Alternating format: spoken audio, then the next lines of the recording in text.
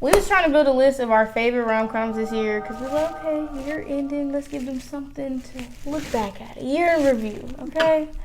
But it was so fucking hard to find even 5 of our favorite rom-coms that came out this year. We did build a list. It's very short, and not all of them are rom-coms. So we're going to get into that. But first...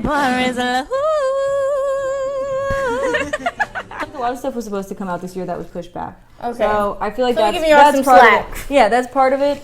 With a grain of salt.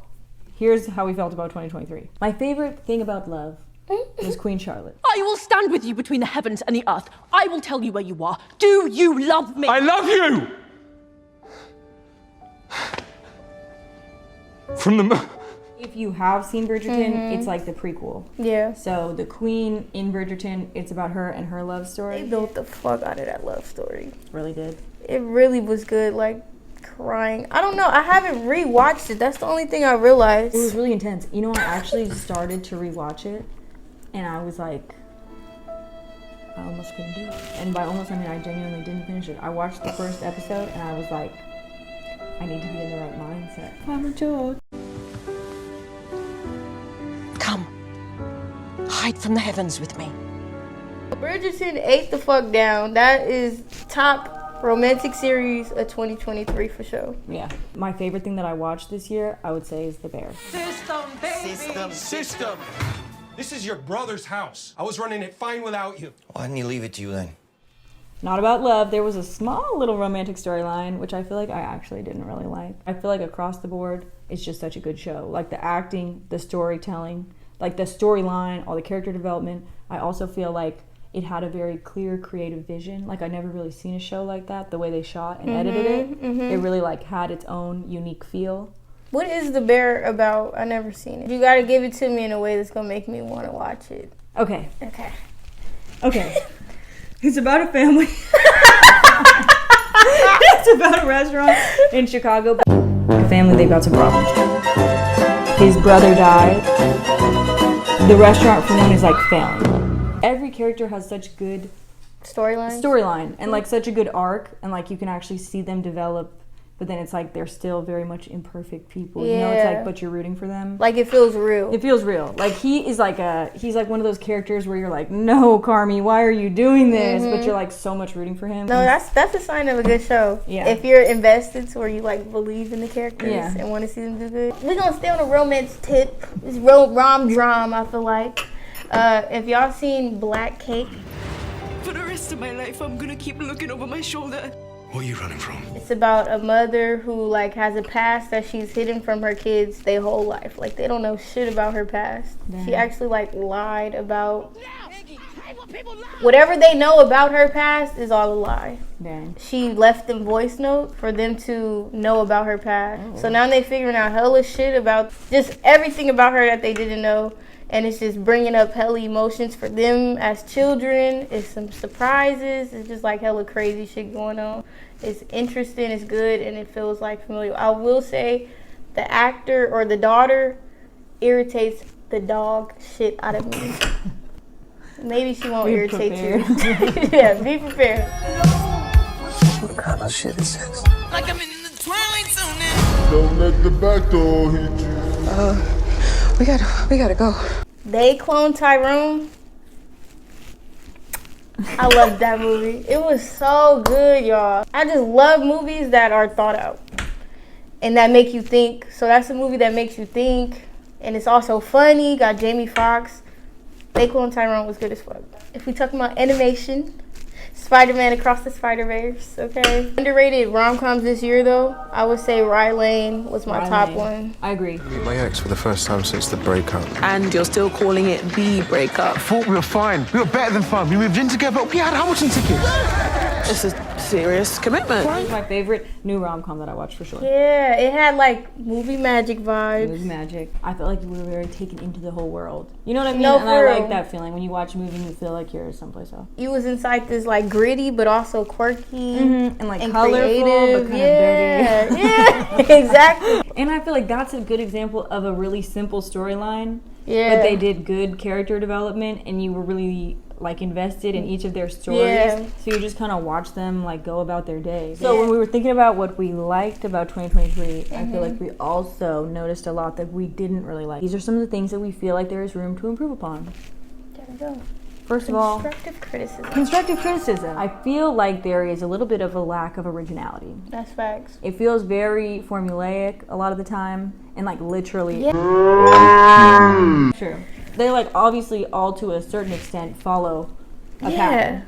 But this pattern now, it feels more noticeable. And I don't know if that's because so much content is being produced. Yeah. Or at the same time, if it's because so much content is being produced and y'all are not taking time to hone in on that individual film. Yeah. Or like stylize that individual film because y'all just trying to produce. Yeah.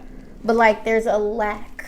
Yeah. And we feel it. We feel it. Because I feel like genuinely, and I'm not saying this is true for all movies, but I feel like a lot of the movies in the mainstream, it feels like the movie is made to make money rather than because they feel like they have a story to tell. You know what I mean? But I feel like you can tell as a viewer, it doesn't feel as like it feels like less of an intentional. art. Yeah, like the art is getting washed out, overshadowed by just like production, greed and wanting to make money. But I feel like that's genuinely the truth. And I feel like what you were talking to, they're just pushing so much stuff out because they're like just trying to keep up with streaming. People consume so much content now that it's like they're just constantly making new stuff and there's not as much like development of the stories. Yes, and that's partially my fault as a streamer because I remember when Netflix first came out, I was just continuously looking for more shit to watch. Yeah. And I feel like I'm guilty of not putting the effort in to watch smaller independent movies. You know what I mean? Like we were kind of saying in the beginning, like a lot of times if it's suggested to me on Netflix, like that's what I'm gonna watch. That's so true. You know, so it's like we could also support the creation, these other types of movie making by actually watching them more. Like doing better by supporting smaller filmmakers or films that aren't highlighted, like doing better at searching watching for more shit that we independently see. produced stuff or like by smaller production companies. The creativity, that's what's missing too. Hella movies that I like if I was to be so fucking technical, I'm like, the plot is done. Yeah. But the movie has so much intention, I feel like, and I don't want to say, I know intention might not be the right word, but it has so much like effort put into that movie that the movie is good as fuck. Everything feels thought out. Yeah. And it's all intertwined and connected. All these moving pieces, they all make sense. And now it just feels very like they got the motherfucking Krabby Patty formula and they just pushing that shit out. Literally. And it's like now Krabby Patties ain't even good no more. Even just relying on the actors being big names. Yes, they'll get these big names and then the script is weak. The like directing seems like probably not very good because why are they getting these bad performances out of people that we know are good actors, you know? So I feel like I would like to see in 2024 less, like I don't really care so much about the production value. I feel like a lot of these movies have like really good production value. Like they'll have crazy sets, they'll have like so much like just action. It looks very polished and stuff, but then it's like the actual substance just not really there. Not really there. And I would rather it be more simple on that. More story development, more character development, you know, better scripts. Right now it feels like quantity over quality, but let's return to quality over quantity. Okay? Exactly. Let's do it 180, all right? Yeah, and I want to see a little more heart, you know? It's fair to be like, the stuff in the mainstream should be better than it is. You know what I mean? Exactly. It's like that, as well as I feel like I should put more effort into watching more independent, smaller creator Look at movies. us, understanding both sides. It's on all of us, but more so it's on y'all, because y'all got the fucking money to be better. And I'm just in my fucking house. Just two people. I feel like there are movies in the mainstream that you talked about, like from the past, and not just trying to say that everything in the past was better, but I feel like there were some rom-coms that were very mainstream that were very good and like felt very creative and had a lot of heart and are very beloved. And it's not like you can't make a mainstream good rom-com. Like most of the good rom-coms were mainstream rom-coms. Yeah, you know that's what I'm saying. Most of the shit that we know is like literally all mainstream. Legally Blonde, How to Lose a Guy in 10 Days, Twins. Everything She's is the man that they know. Yeah. everything The that we Notebook. saying is known by a lot and of was people. made by a big production company. So, Yeah. But that was all like before streaming took off so big. Yeah. Cause like what can we say even in the past 3 years is just really a standout Romcom. Because we've seen some stuff people being like, this rom-com is is like today's X, Y, and Z. Like I literally saw somebody the other day say that Anyone But You is like this generation's How to Lose a Guy in 10 Days. I was shocked and disturbed. That movie was horrible. Or like, I just genuinely feel sad. If that's how you feel. You is actually I'm insane. sorry. No, Maybe that's was crazy extreme. as fuck. No, that is crazy as fuck. When I'm even just heard that comparison, I'm thinking about it. How to Lose a Guy in 10 Days. Come on. The chemistry, the vibes, the acting was good on everybody's behalf, and it wasn't nothing too serious. It was.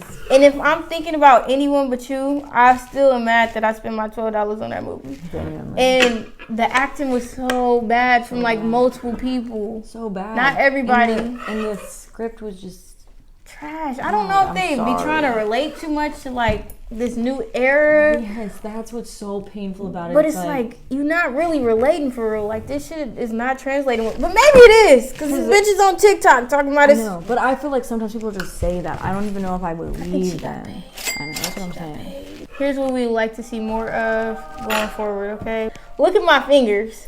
That's exactly what I need. I don't even have the words.